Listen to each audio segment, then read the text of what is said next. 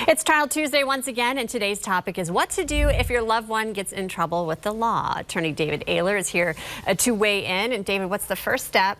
God forbid this ever happens, but as a family member, what's the first step that we need to do? You know, really the first step, once you realize that someone has been arrested, usually because they've contacted you right before or right after it happens, is you need to contact an attorney.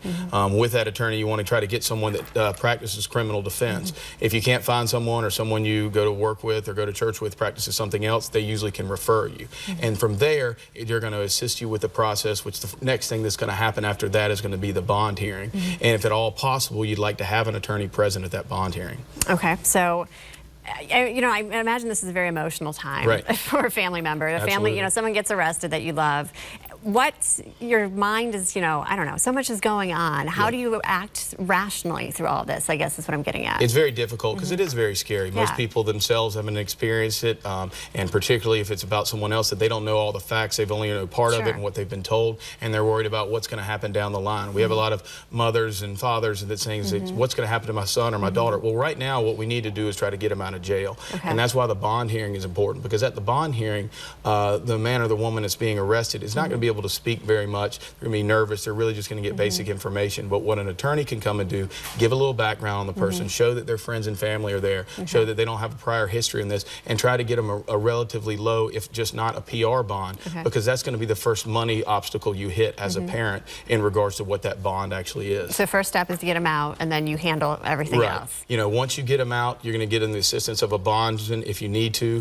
If not, then obviously, you know, you may not need one at all, and you go straight to the attorney. But you don't want to linger. Sometimes people get a little bit worried, and then they just want to push it in the background and not worry about it. But sooner than later, once you get some rest, and if the family's going to be a part of making that decision, you want to go ahead and determine who your lawyer is. And who your lawyer is the most important decision. You want to make sure you base that upon who you feel comfortable with, who you've been able to research and review, and also, in reality, who you can afford. You know, I'm curious, a lot of this happens late at night. Do you answer your phone at all hours of the day? Like if I'm at midnight, something happens and I need an attorney, what do I do? Well, you personally would have my cell phone number. I can text so you know you can text me, and yes, exactly.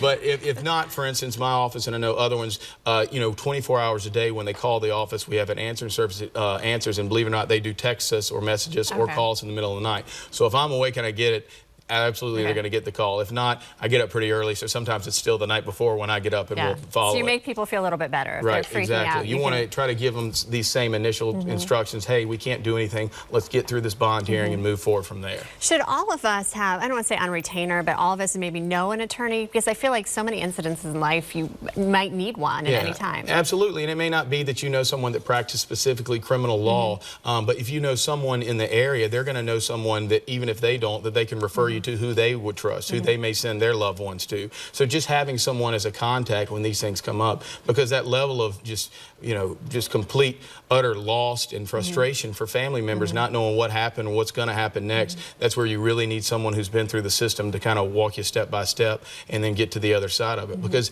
you may have gotten arrested really quickly, but to get to the resolution of it is going to take quite some time. Is there usually a general rule how long, or it just depends? It just depends. If it's a smaller case, you know, you may look at, depending on what you do, but if it's on a jury trial docket, it could be 6 to 9 months or longer. And if it's a more serious case, it could be up to, you know, a couple of years. And that's just because of the system and the amount of work that they have already in front of it. All right, Trial Tuesday with attorney David Aylor, always full of great information. We've got much more at Low Country Live right after the break.